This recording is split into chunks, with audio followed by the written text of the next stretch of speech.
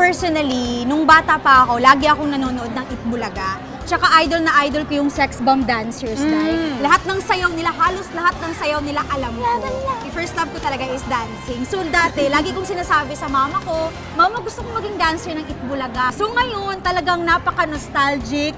Para akong Panaginip, no? lahat na, oh my God, dati Nanonood ka lang lang. ako ng Itbulaga, ngayon andito na ako. Parang it's more than what I've dreamed of. Ako din habang tinititigan ko siya, parang familiar yung face niya. Parang Sino, Day? nasa panaginip ko siya. Talaga, Day? Siya yung panaginip ba to? DJ Malaya, magandang panaginip. Baka naman... Oo, maganda. Bata pa lang ako, napapanood ko na yung Itbulaga. Akalain mo yon na parang sabi ko, makakatungtong pala ako dito, hindi bilang audience, pero bilang isang judge, minsan bilang host. Pati yung pamilya mo talagang supportado sa'yo. Tapos gusto ko yung napakahabang mo medyas na puti. Tapos nandiyan ka sa initan. Grabe nga naman talaga. Pack na pack yung performance mo. Very good. Wala ka masyadong masabi. Wala ko masyadong masabi. Grateful kami and talagang feeling namin, blessed kami na nandito kami ngayon. Tama. Yung Itbulaga sa akin, sobrang laki ng impact niya sa tao. Pati sa akin, tsaka ang dami niya talagang natulungan. So, Tama. Itbulaga is a legend and it's a compassionate, yes, may Yes, compassionate! diba? Show na may Yes. puso, Oo, tama. diba? Diba? It has a heart eh. Tsaka ang sarap sa feeling na maging part ka ng isang show na nagpapasaya ng milyong-milyong tao sa buong Tama. mundo. Exactly. At saka yung, Napaka-rewarding. exactly, yung mag-reach out ka sa mga tao, sa mga Yes. barangays. Gusto namin matutunan dito, syempre, kung paano pa ba mas maging pasensyoso? Kasi panigurado, yung mga yan, nakatawa lang yung mga yan. Nakikita mo, nagpapasaya yung mga yan, pero may mga pasaglit-saglit yan na wait lang, may pasaway doon. May mga ganyan di ba? Medyo mahirap, pero kakayanin namin yan. Yes. Tayo nga lang, 30 minutes lang or 5 minutes tayo magsalita sa radyo. Sobrang Nakakapagod. pagod na tayo. What more yung Draining. ganong tuloy-tuloy, diba? Na kailangan energy level na sobrang Tama. taas. So, this is a challenge to all of us. Ako din, expectation ko is to learn a lot from the jesters themselves, di ba? Yung mga pro talaga. At syempre, yun nga, para ma-enhance yung skills din namin sa intrapersonal communication sa mga tao. Yun, Diba? tama. Mga ganon. Makihalubilo. Tsaka, ito parang parang yung nakaka-pressure din yung feeling na silang lahat parang nakadepende sa'yo yung mood ng mga tao, Tama. yung energy ng mga Yes. tao. So sana matutunan namin mas kilitiin yung audience. Oo. Marunong kaming mas kumiliti ng mga tao. Tama. Alam nyo ba kanina, alas 9 pa lang ng umaga, nandito na kami.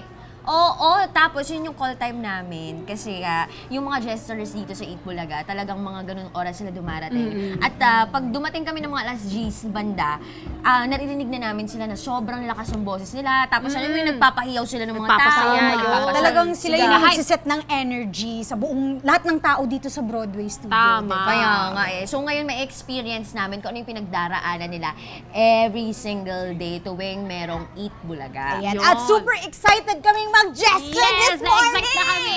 Na-excite na kami. Let's go!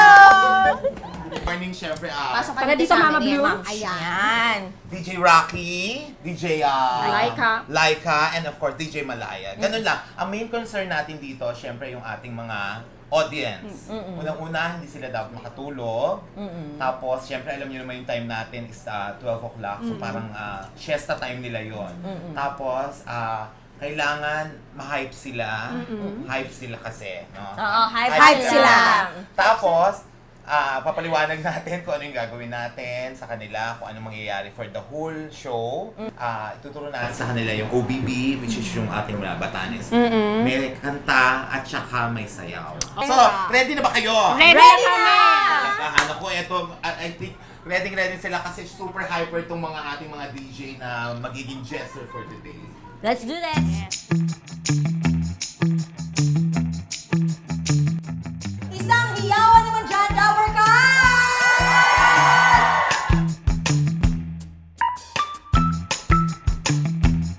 Ituturo mo kaming steps mamaya sa inyong lahat. Pamilyar na ba kayo dito? Mula Batanes hanggang Hulo. Yan, ituturo namin sa inyo ang steps. Yan po ang OBB ng Itbulaga. At At syempre, kailangan talaga yung movement ninyo makikita. Kasi, guys, minsan lang kayong maging artista at eto yung araw na to, makikita kayo ng buong bayan sa inyo. Di ba yung kagalit ninyo, makikita kayo. Kaya dapat ito magpakitang gilas na kayo. Tama, ganun dapat. Tapos yung energy po natin, tandaan po natin, dapat dire-diretso yung energy niyan hanggang matapos po ang show. Nakakaasa po ba kami dyan? Yeah, very good. Very good ang mga bata naman, oh!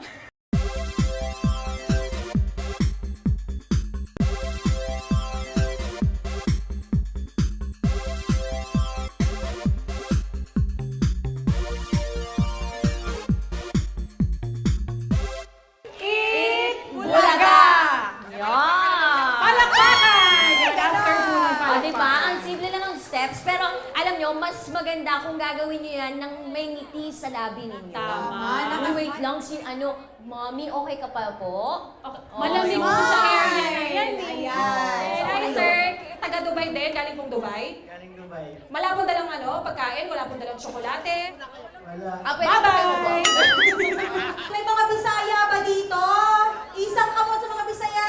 Yun ang dami. Hoy, madami-dami din. Welcome to Eat Bulaga. Enjoy, ha? Tsaka please take care of your belongings po. Ayan. Kasama dyan yung jowa ninyo. Yung dyan po pala sa green, yung alam mo, yung number ko lang 413. Ako, napakaswerte ko yan. Talaga? Alam mo kung bakit, mami? Bakit? Kasi hindi na bubunot. In fairness ba kay Mommy, kamukha niya si ano? Sino? Ana! Let it go! Let it go! Kaya ka naman tayo.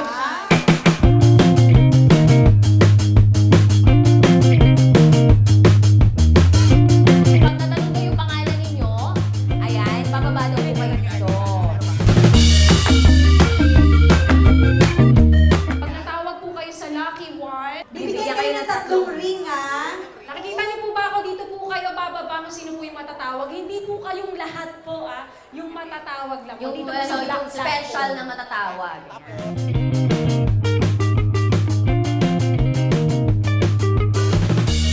At today po ang ating jackpot prize is 100,000 pesos! Yay! So mga Dabber Cats, ha, itapon niyo yung mga bags niyo at mga numero sa ilalim ng inyong mga upuan. Po natin ang makatulog po. Alam po namin na ang alas 12 po ay siesta time po. Pero syempre, nandito po tayo para magsaya, di ba? Yes. Ma-entertain. Kaya Opo. iwas-iwasan na lang po ang matulog po dito. Oo. Tsaka minsan lang naman po yung pagkakataong ito. Kaya dahil nandito na kayo, grab the opportunity. Hanggang matapos po yung show, nakangiti. Dapat may energy. Tama. So kapag meron po kayo nararamdaman na masama dyan sa pakiramdam po ninyo, ayan, para sa lahat po ito kapag hindi po kayo okay, na high blood na po kayo, o kaya mataas na po yung presyon ninyo, basta meron po kayong health issues po. Ayan, ang gagawin nyo lang po, punta po kayo dito sa may bandang right side, facing the stage po. Ayan, meron po doong kiosk o kiosk tayo. Meron po tayong kiosk ng Red Cross. Okay, ready? 3, 2, 1, go!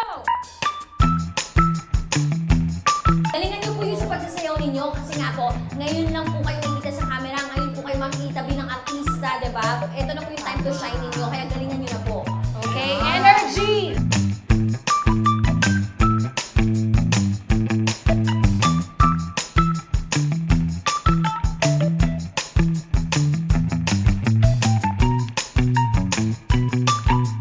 Pwede bang pakita niyo nga yung pinakamagandang ngiti ninyo, yung nakakamatay.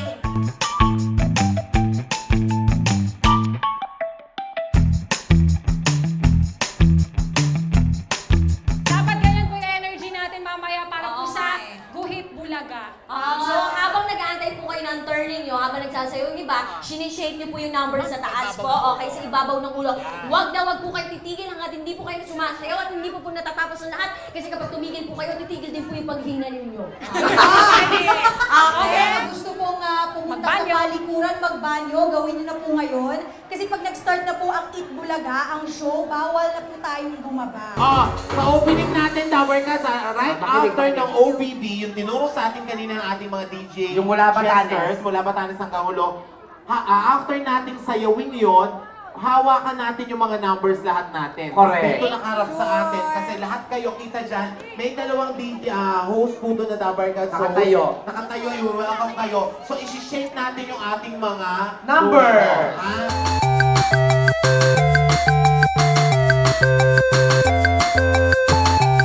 Kanina, Day, kumusta naman ang experience natin? Alam mo, grabe, Pagiging Jesters. walang kapawis-pawis, di pinagpawisan yung kilikili ko. Talaga. Ang sakit na skill. Oh, tsaka ito, nag-outfit ako ngayon, nag-jacket talaga ako kasi normally, super lamig ng Itbulaga Studio, ng Broadway Studio. Pero kanina talaga, habang nag-gestures tayo, grabe, pinagpapawisan kami.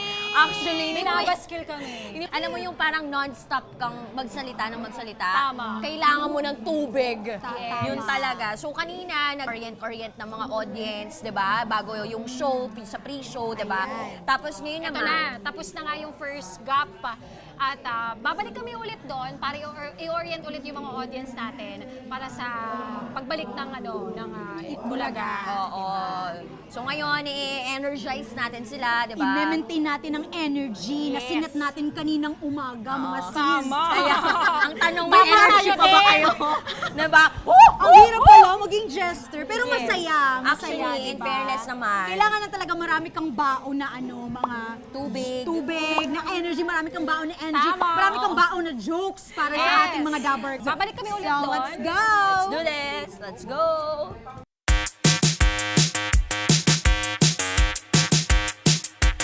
Ito na ang joke number Barangay Jokers, pasok!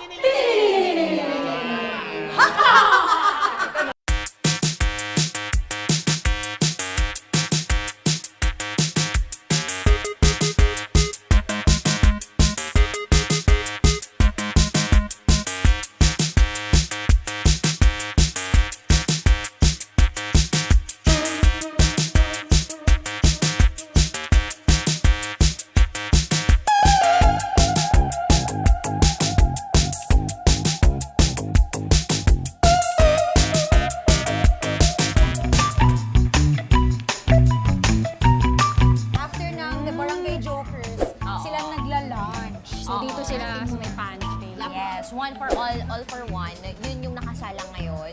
Tapos ito yung time talaga para kumain. Yes. So let's go. Makikain din tayo. Dito pala lahat ng tao. Sige, kukuha na kami ng food. Ayan, yung ulam natin for today, sinigang na baboy, fish fillet. Alam nyo, pag break time ng jester, paniguradong unang-una yung hinahanap, tubig. Tubig po. First time namin mapunta dito sa dito sa inyong pantry. Ano yung pinakamahirap na part sa pagiging, sa Isang pag-jester jester. mo? Kapag minsan hindi sumusunod yung mga tao, ganyan, pag tamad-tamad sila, syempre, yun lang naman ang concern dapat. What makes this job fulfilling ba? Ay, ang Kasi fulfilling. mapahanggang ngayon, nandito pa rin kayo. English na yung fulfilling. Si Betty muna. Tagalog, Tagalog. Ano na Time na nagawa mo yung trabaho mo in a day, tapos na yun eh. Kumbaga parang na-fulfill mo, alam mo sa sarili mo nakapagpasaya ka ng tao. Correct. Tapos at the same time, kasi na-rate nakita niyo na. Yes. Fulfilling alive yun. na alive yung Oo. tao. So, fulfilling Pag yun. halimbawa, pag nakita mo sa monitor, pag pumapalakpak na yung mga tao, nakangiti, ganyan, yung fulfilling na yun. Kasi at least nagawa mo yung job mo. Sumunod sila sa'yo, yung mga audience, at nagawa mo rin yung work. Pero obvious naman sa inyo sa itsura nyo, no? Pero hindi natapos doon. Hindi natapos doon. Ano yun? The next day, another na naman yung task. O kasi iba ng iba ang Ibang- ang audience every day. Yung fulfilling din pagka may nagpa-picture sa'yo, May nagbigay ibig ng sabihin, natutuwa Tuwa. sila. May naligo mo, Halika, erase, delete. ano tayo? Halika, Grabe na! halika, Picture ano tayo, tayo, selfie. selfie tayo, gaganon sila. Pero talagang napakahirap po ng work nyo. Kasi kami nga, di ba, ilang oras lang natin ginawa yun, di ba? Parang Haggard nakakakuhaw ka na. siya. Feeling ko mapapaos na akong maya-maya. Yes. Lahat naman ng work, mahirap eh. Pero pag minahal mo yung work, Tama. madali lang. Sabi nga nila. Pag minahal mo yung work, mamahalin ka na pabalik. Madali sila makakuha ng mga Ano ang boss nila? Una kasi dapat magaling ka sa sa instruction kasi maraming mag-i-instruct sa'yo. Tapos dapat klaro yung pagsasalita mo sa mga audience para tapos malakas ang boses para makikinig sila sa'yo. Pero kay DJ Laika, DJ Rocky kanina, tapos kay DJ Malaya, okay sila. Pasado sila sa pagiging jester. Na-enjoy namin yung Correct. yung isang araw na naging jesters kami. Kasi medyo similar din siya sa trabaho namin minsan Oo. pag nag-host kami sa barangay. Tsaka maraming tao. Yes. Yes. Ano yun, alam niyo yung nangyayari behind the behind that pasayon. Behind the scene. Thank you so much. And thank you din sa ating jester na napaka-galing. Correct. So ayan, tapos na po kami mag-lunch. Busog na. Yes, busog na kami. At dahil tapos na kami mag-lunch, back to work na. Yes, ito na po ang last segment ng Itbulaga. Yung Guhit Bulaga. Guhit Bulaga, yan. Ang Yun. Guhit Bulaga Plus. Yes, so instruct namin ulit yung mga audience na kapag tinawag yung number nila, sumayaw. So may mga kanya-kanya silang dance steps dyan. Saka lagi namin silang nire-remind na mag-smile pa rin, di ba? Kahit na last segment, dapat ganun pa rin yung energy. Yes. From the beginning until the end. Tama! So ito na nga, tara na, magtrabaho na ulit tayo. Sigawan naman from the red team! Ayan!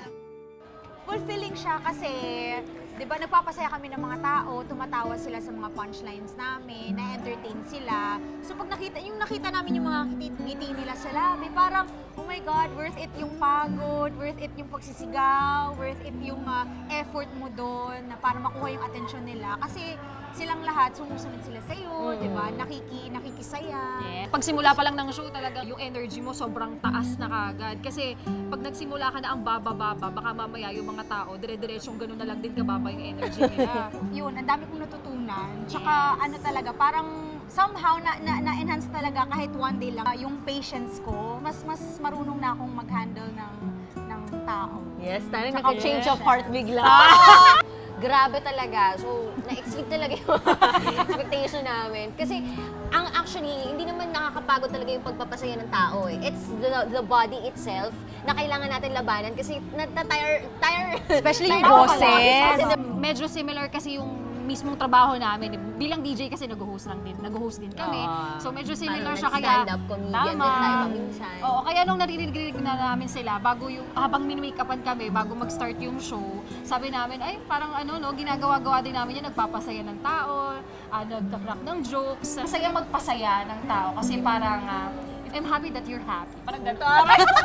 Realizations, madami, sobrang. Bukod sa mga nasabi na talaga nila, i-highlight talaga natin dito kung gaano kagaling yung mga jesters dito. Ano yan kumbaga, wit yan brains yung gumagana dyan at hindi ka makakapag-crack basta-basta ng joke nang hindi mo pinag-iisipang maigi. So, I think it's a talent, skill siya, and intelligence. At yung mga ganong klaseng factors, sobrang blessed nila dun sa part na yun. At dahil sa kanila, nai-inspire kami na huwag matapos matuto. Laughter po talaga, isa yan sa regalo ng Diyos sa atin na libre lang. So, grabe yung ginagawa nila. Diba? Grabe yung ginagawa nila natin in fairness. And salute to everyone na nasa likod ng camera.